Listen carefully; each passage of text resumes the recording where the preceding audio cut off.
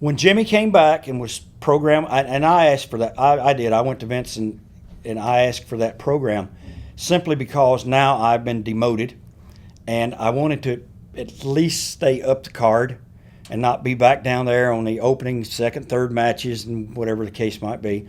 So I said, if you need somebody to work with Jimmy, I'd be more than happy to. And I'd never worked with him. And he was very much like Ricky Steamboat in the ring. Very, very gentle, good high spots, good, slow, deliberate 20, 30-minute matches.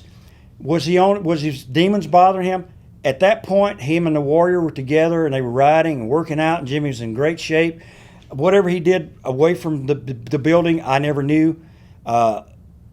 Sometimes his chops came pretty close to my nose, and one night here in Phoenix, well, we're in Phoenix now, right down the street at the Fairgrounds building, Jimmy had been coming off giving me the splash, and he had bad triceps and bad knees, and he said, "Brother, you got to raise up and catch me." I got a torn pec, Jimmy. My pec's hanging down here. I can't even swim, and I can't even lift my babies and roll over in bed without doing like this. So I said, "I can't catch you." So every time he came off, the back of my head would hit. Oh, and I had the worst headache coming into Phoenix. It had been 4 days. My head was pounding. I was taking codeine pills. I was taking anything. And my head, now I know what a concussion feels like. My head was pounding. We go out, we have the match. The ending of the match is going to be Jimmy's going to do the leapfrog. I hit the ropes, come back. He drops down. Yeah!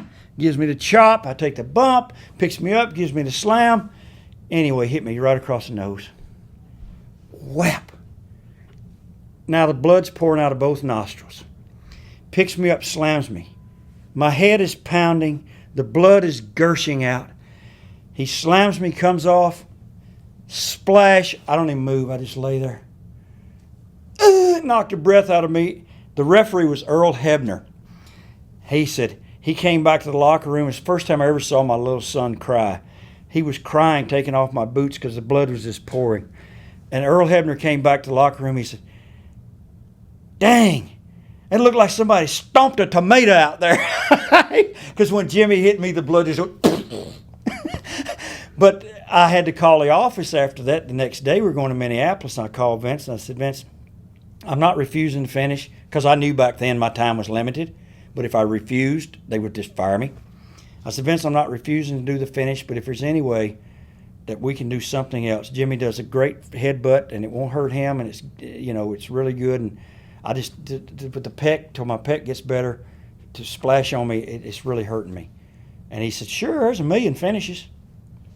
Did you ever hear the story of Snuka supposedly killing his ex-girlfriend? Heard that story. It circulated around the wrestling world for years, and nothing ever happened on it. I think she might have stumbled and fell off the balcony or something. And I don't think Jimmy had anything to do with that. I don't believe that at all. I know Jimmy too well. I know he's not that kind of person. And you mentioned how was it working with him? Well, we went down to the sea towns on the small clubs, the small wrestling shows, but we sold him out because Jimmy had been a big star there. But Jimmy had walked out on Vince, and Vince's punishment was to bring him back. He did put him over me, but he was headlining C shows, which gave me C show money, not as good as B show money, not as good as A show, but a really good living. For that 4 or 5 months I was with him, then he passed Jimmy up to Mr. Perfect, and then Jimmy got beat every night by Mr. Perfect.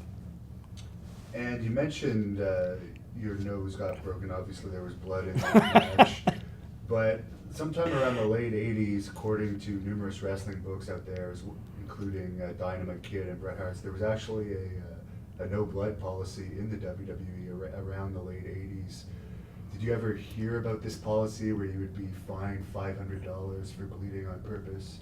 No, that I never heard about, because that was something you didn't do unless you were told by the promoter to do. You don't just go out there and do that unless you're one of these other guys that we'll talk about later on.